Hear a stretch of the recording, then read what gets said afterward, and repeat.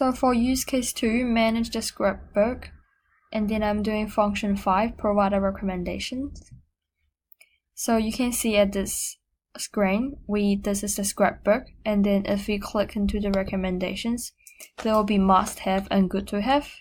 If we click on must have, there will be all the products shown on here.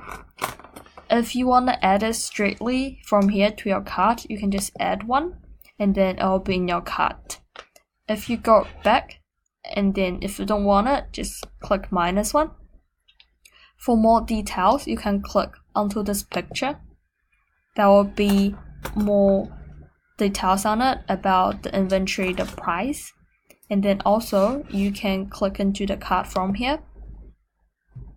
As you want to save this product, you can press here and then click to save.